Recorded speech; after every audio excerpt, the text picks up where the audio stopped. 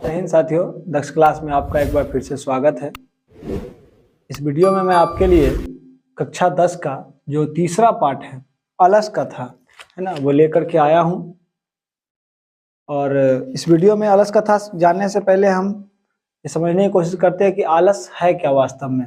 तो आलस जो है वो मनुष्य का एक बहुत बड़ा दुश्मन है, क्योंकि कहा ही गया है कि आलस्य ही मनुष्य नाम महान रिपु। मतलब इस संसार में आलस से बढ़ के हमारा कोई दुश्मन नहीं है, क्योंकि जब हमें अपने आप पे ही कंट्रोल नहीं होगा तो फिर हम कुछ जिंदगी में लाइफ में कुछ नहीं कर पाएंगे।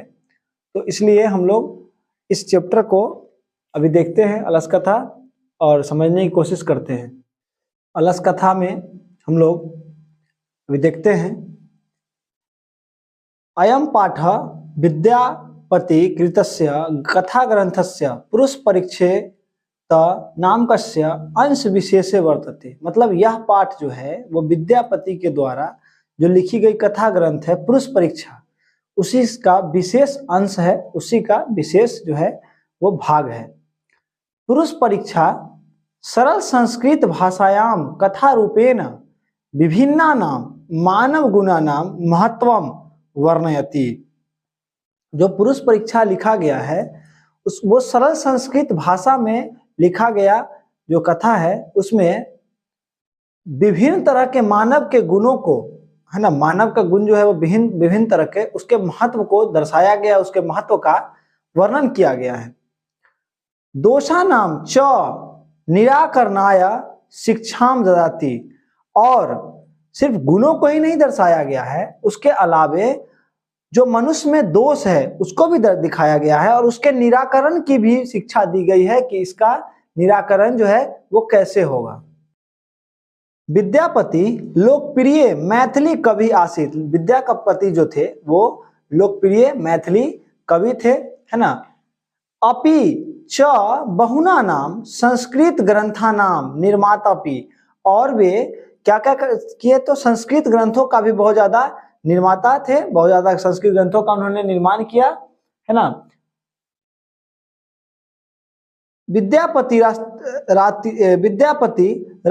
आसीत इति तस्य विशिष्टता संस्कृत विषय अपि प्रभुता अस्ति। उनकी जो विशिष्टता थी वो संस्कृत विषय में भी बहुत ज्यादा है ना। प्रस्तुते पाठे आलस्य नामकस्य दोषस्य निरूपणे व्यंगात्मिका तथा कथा प्रस्तुता विद्यते। प्रस्तुत पाठ में ये जो अलस कथा पाठ है, इस प्रस्तुत पाठ में आलस्य नाम का दोष व्यंग जो है वो कथा के रूप में दर्शाया गया है, विद्यमान किया गया है कि हमारे अंदर में किस तरह का ये क्या बोलते हैं आलस्य होता है ना, उन चीजों को दर्शाया गया है। नीतिकारा आलस्यम रिपुरम मन्यते। नीतिकार जो लोग होते हैं, जो क्या बोलते हैं आध्यात्मिक लोग होते हैं, जो विद्वान लोग होते हैं, वे आलस्य को रिपु मानते हैं। रिपु मतलब दोष मानते हैं, दुश्मन मानते हैं। इसीलिए कहा गया है आलस्य ही मनुष्यानाम महान रिपु। मतलब आलस्य ही मनुष्य का सबसे बड़ा दुश्मन है, ठीक है ना। आसित मिथिलायाम वीरेश्वरो नाम मंत्री। मिथिला जो नगर था उसमें वीरेश्वर नाम के एक मंत्री रहा करते थे। स्वभावाद दानशील कारुणिकश्च सर्वेभ्यो दुर्गतेभ्यो नाभेभ्यश्च प्रत्यह इक्षम भोजनम दाप्यति। वह जो थे स्वभाव से कैसे थे, तो दानशील और करुणामय थे। वे सभी संकटग्रस्तों और अनाथों को प्रतिदिन इच्छा के अनुसार भोजन देते थे। तन्मध्ये अलसे अभ्यो अप्य अन्न वस्त्र दाप्यति। और आलसियों के बीच में वे अन्न और वस्त्र भी देते थे। यतः निर्गीता नाम च सर्वेश आलसः प्रथमोगतः किंचिन क्षमते कर्तु जठरान्यपि बहिर्ना। क्योंकि कुछ नहीं करने में समर्थ जो होता है वो पेट की अग्नि के कारण सभी आलसियों का प्रथम विचार है ना। ततो अलस पुरुषा नाम तदृष्टा लाभ श्रुत्वा वह वस्तु, है ना, वस्तु तुंद परिमिर्जास्त्रम वर्तुलबिह, है ना। तो आलसियों के, उसके बाद क्या हुआ कि आलसी पुरुषों का अधिक लाभ सुनकर बहुत अधिक जो तोंद वाले थे, मतलब बहुत अधिक जो क्या कहिएगा आप उसको कि कपटी थे, वे लोग भी पहुंच जाते हैं वहां पे, है ना।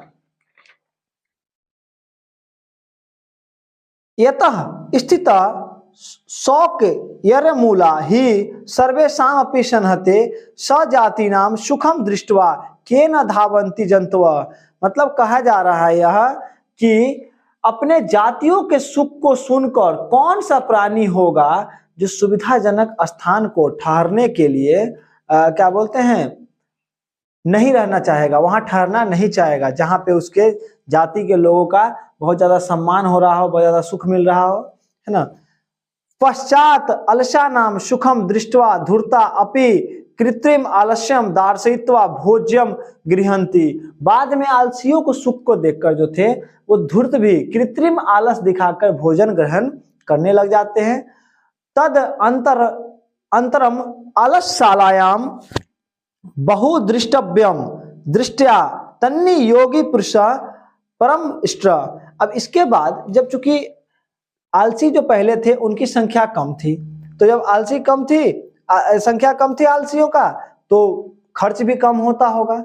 लेकिन जैसे ही ये कपटी लोग कृत्रिम आलसी का रूप धारण करके और आलसशाला में प्रवेश कर जाते हैं, उनकी संख्या बढ़ जाती है और उनके भोजन पे व्यय भी ज्यादा होने लग जाता है ना।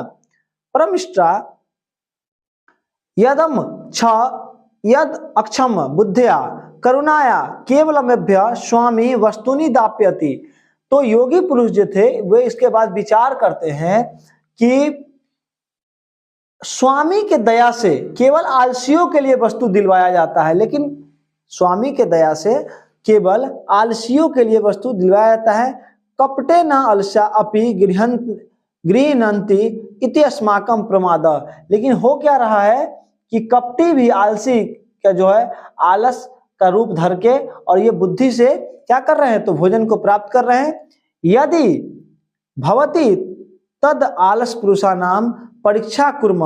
अब ये विचार कर लिए कि अब क्या किया जाए, तो आलसी पुरुषों का क्या किया जाए, तो आलसी पुरुषों का परीक्षा किया जाए, है ना।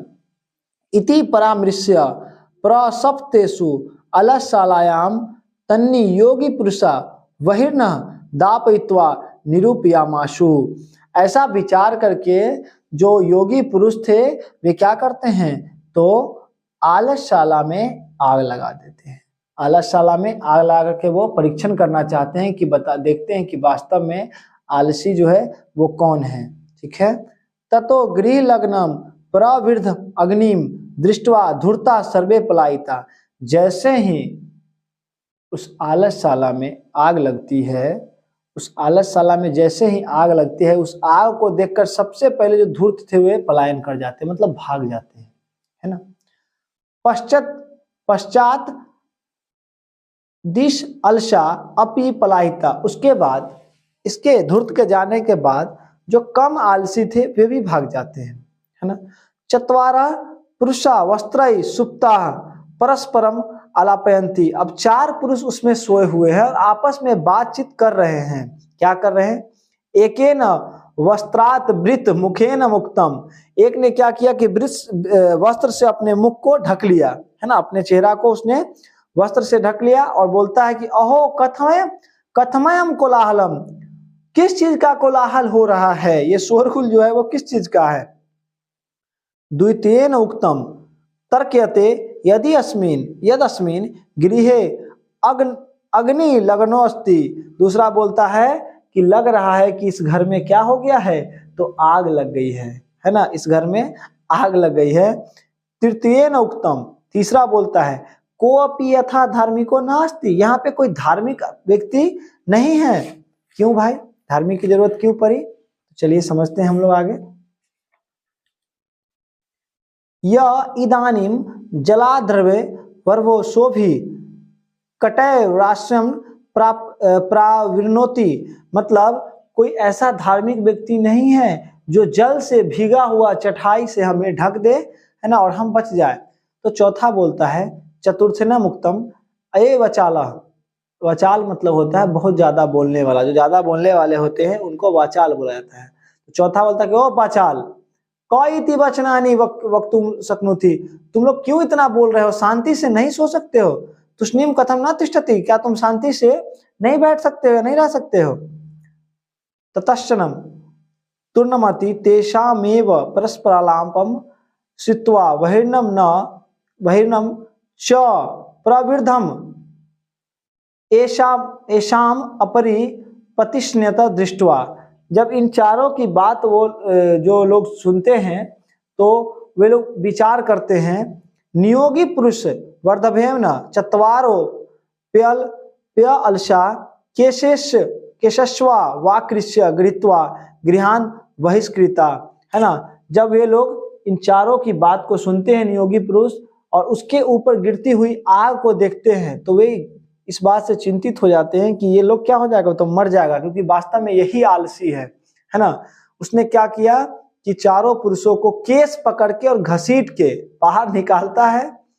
पश्चात तन्ना आलोक्य तैर्नियोग योगी भी, है ना। इसके ऊपर देखकर उन लोगों के द्वारा पढ़ा गया है, उन चारों को देख करके और उस योगी पुरुष के नियोगी पुरुष के द्वारा पढ़ा गया। क्या पढ़ा गया कि पतिरेव गति स्त्री नाम, वालना नाम जननी गति, नालसा नाम गति, काची आलोक्य कारुणिकम बिना। बोल रहा है कि पति के बिना स्त्री की गति, मतलब पति के साथ स्त्री की गति होती है, बालक की गति उसकी जननी से होती है, माँ किससे होती है, लेकिन आलसियों की गति जो है वो बिना दयावान के आलसियों की गति नहीं हो सकती है। पश्चातेषु चतुष्वलसु, है ना, ततो अप्य अधिक्रम वस्तु मंत्री दाप्यामाश, है ना। इसके पश्चात चारों आलसियों को मंत्री ने बहुत अधिक वस्तु दिलवाया, बहुत अधिक धन दिलवाया और बोला कि यही वास्तव में जो है वो क्या है, तो वास्तविक आलसी हैं। तो इस प्रकार से आपका जो ये चैप्टर था वो कंप्लीट हो चुका है। अब हम लोग इसके अगले वीडियो में इसके प्रश्न उत्तर को देखेंगे, मौखिक लिखित सभी प्रश्नों को हम लोग देखेंगे, देखने की कोशिश करेंगे, है ना। तो मिलते हैं हम लोग अगले वीडियो में, तब तक के लिए जय हिंद।